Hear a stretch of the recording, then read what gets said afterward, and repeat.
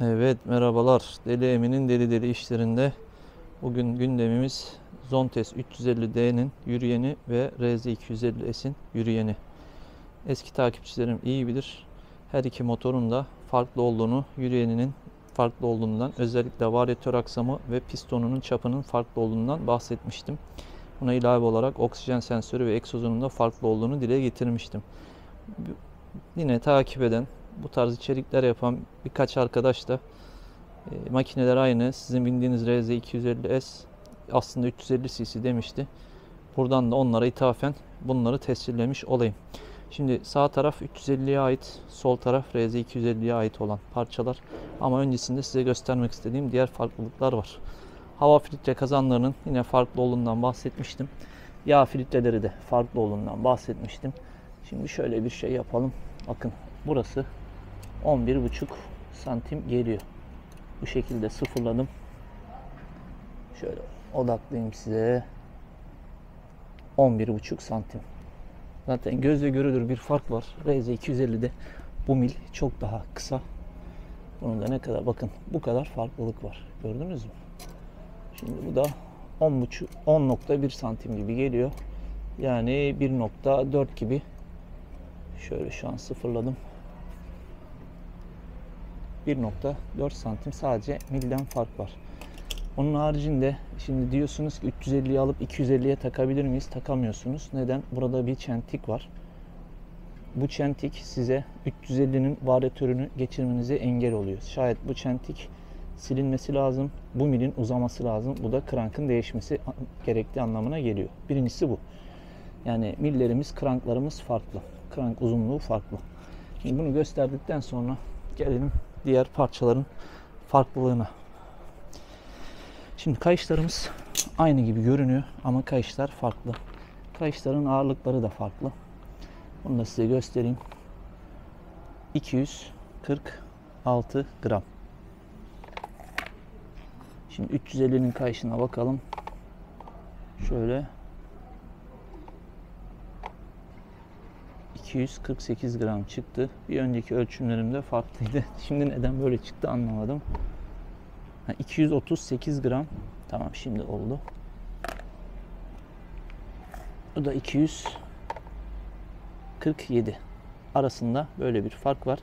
Diğer türlü alt alta üst üste koyduğumuzda da çapları, yani kalınlık, genişlik anlamında aynı. Şu genişlikleri, ama kayış bariz bir şekilde, santim olarak veremeyeceğim ama iki kişi bunu test ettiğimizde 350'nin kayışı muhtemelen 1,5-2 santim kadar daha uzun. Şimdi gelelim diğer malzeme farklarına. Şöyle yan yana koyarak göstereyim. 19 santim, 18 santim. Her ikisi de 5 balata ama şöyle balatalar arasındaki farklılıkları da size göstermek istiyorum. Buyurun. Şu şekilde balata farkları. Hatta şöyle yapayım. Şu kamerayı sabitleyeyim. Size bunları şu şekilde göstereyim. Bakın. Her iki balata arasındaki fark. Şöyle de göstereyim. Şimdi parçaları karıştırmamak için eski yerlerine koyayım. 19 santim ne geliyor? Bizim kayış yürüdüğümüz yol. Yine 17 santim gibi geliyor olması lazım. Bakayım. Evet, 17 bu geliyor. 16 diğeri geliyor. Buna baktığımızda bu 16 santim geliyor. Taslar arasındaki farkı da göstereyim. Bakın o onu yuttu. 1 santim, 1,2 santim tasta farklılık var. Onun haricinde bu da varyatör kısmı da 1 santim büyük. Onu da size şöyle altlı üstü koyarak göstereyim. Bu arada bagaları da tartacağız.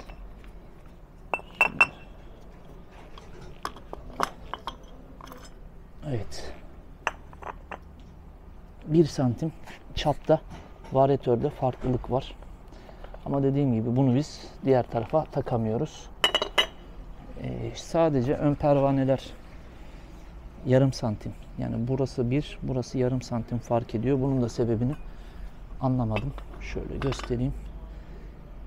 Dişleri aynı ama yarım santim RZ250 daha kısa. Neden böyle bir farklılık var onu anlayamadım. Bagalara gelecek olursak 18 gram gibi bu bagalar geliyor. Şu an 17 geldi. Şöyle düzeltelim. Sıfırlayalım. Bu 17 geldi. Şunu tartalım. 17. 17. Az önce de hepsi 18 çıktı. Umarım terazimiz şu an doğrudur.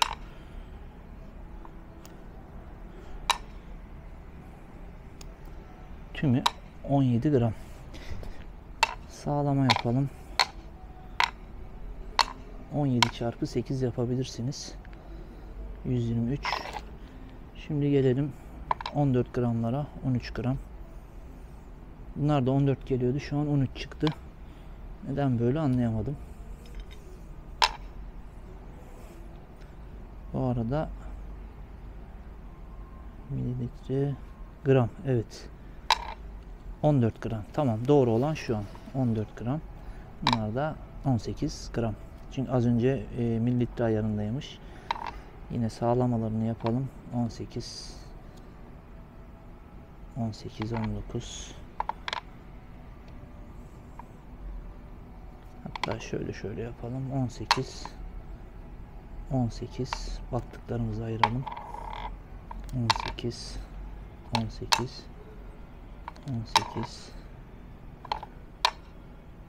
evet, sağlamayı yapalım.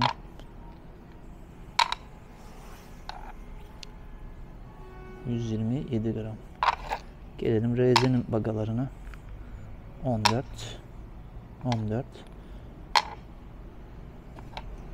Yani mevzular demek ki neymiş? Varyatörümüz farklıymış. Balata farklıymış. Bununla beraber bagalar farklıymış. Yine bu farklara ilave olarak varyatörün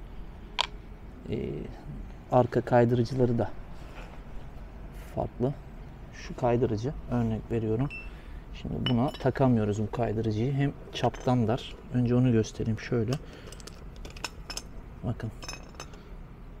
Çaptan daha küçük, dar. Ve bunu alıp da buraya takamıyorsunuz. Geçmiyor. Bu şekilde engel oluyor. Yine parçaları karıştırmadan malzemeler sadece aynı olanlar şu burçlar. Aradaki burçların aynı olduğunu, uzunluk, çap, en hepsinin aynı olduğunu görüyoruz. Bununla beraber varyatör havalandırma filtreleri 350D'de bu şekilde, RZ250'de bu şekilde. Yani buna ilave fark olarak da krankın uzunluğundan bahsetmiştik. Krank kolunun karşılığında bir rulman var. RZ250'de bu rulman yok. Yani havalandırma kapaklarının formu daha değişik. Bunun da arka havalandırması var. Tahliyesi. Bunda öyle bir şey yok. Yine bununla beraber bir farklılık daha göstermek istiyorum. Bir saniye abi. Görmüş olduğunuz yağ tahliyesi var. Burada yağ buharı hava filtre kazanında yoğunlaştıktan sonra bu yağ boru aracılığıyla aşağıdan tahliyesi yapılıyor. Ama RZ'de böyle bir şey yok. Hava filtre kazanları da farklı. Bununla beraber aslında egzozları da farklı. Onu da size şöyle göstereyim. Şimdi abi kumpası bir verir misin? Buradaki egzozun delik çapıyla RZ'dekinin delik çapı aynı değil. Bu biraz daha geniş. Onu da size şöyle göstereyim. Ne gelmiş? İçten içe 2.2. Şimdi RZ'ye bakalım. Şöyle. Açılarımız çok iyi değil. Kusura bakmayın. Bak zaten bu şu an buna girmiyor.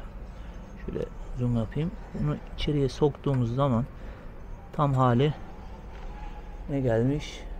1.9. Egzozla alakalı da böyle bir durum var. Yine egzozundaki oksijen sensörü bunda ufak versiyon. 350'de büyük versiyon oksijen sensörü de var. Bununla beraber beyinleri de farklı. Beyindeki yazılım da farklı. Aslında beyinleri aynı. Beyin yazılımları farklı. Bugünkü içeriğimiz kısa ama öz olsun. Bu şekilde 350D ve 250'nin arasındaki fark. Bununla ilave olarak şu an burada gösteremediğim piston çap farkı da var. 77 mm piston 350D'de, 70 mm pistonda RZ250'de kullanılıyor. Bununla ilgili de geçmiş videolarımdan araştırarak upgrade işlerinden sonraki bakabilirsiniz. Şu an için göstereceklerim bu kadar. Daha atladığım, sizin merak ettikleriniz varsa yorumlara yazınız.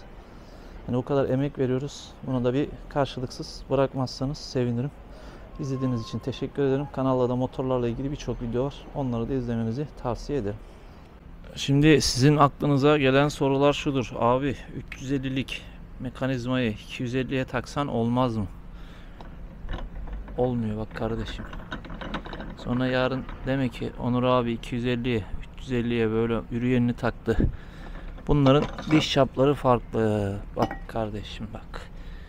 Bunun diş sayısı ve şu arasındaki çapla bunun diş sayısı arasındaki çap farklı. Bu daha dar, daha az sayıda diş. Bu daha çok sayıda diş ve daha geniş. Bunun da sebebi bahsetmiş olduğum buradaki dişli yapısı. Uzunluğu aynı. Şu uzunluk aynı. Malzeme oturuyor. Ama malzemeyi oturtturduktan sonra bunu takamıyorsun. Şimdi bunun çapı da 1 santim büyük olduğu için bunu da buna takamıyorsun. Geçmiyor. O yüzden 350'nin arka yürüyeni 250'ye olmuyor. Ön taraf da olmuyor. Yani sen 350'lik makine ile 250'lik makineyi nasıl kıyaslıyorsun? Anlamış değilim. Gördüğün gibi varyatör farklı, debriyaj farklı, piston farklı, sensörleri farklı, egzozu farklı, hava filtre kazanı farklı, yağ filtresi farklı. Özetle neymiş? Demek ki 350 farklı bir makine, 250 farklı bir makineymiş. O yüzden bilip bilmeden, söküp bakmadan ezbere olarak senin RZ250'nin 350'lik makine dememen gerekiyormuş. Bugün de bunu sana ispat etmiş oldum. Artık bir şey diyemiyorum. Deli Emin'den deli içerikler gelmeye devam edecek. Şimdi burada bir şey daha göstermek istiyorum. Bagaları ölçtük, tarttık, iyi güzel. 4 gram fark olduğunu da gördük. Bu elimde tuttuğum RZ250'nin bagası. Bu da 350'nin tası. Bak girmiyor. Ne yaparsan yap bu baga buraya girmiyor. Sebebi bu baga 1 milim kalın. Ölçü olarak 1.6 milim. Çap olarak da daha dar 2,5 santim. Çapı 2,5. Bu şekilde kalınlığında tekrar göstereyim size. 1,5. 1.6.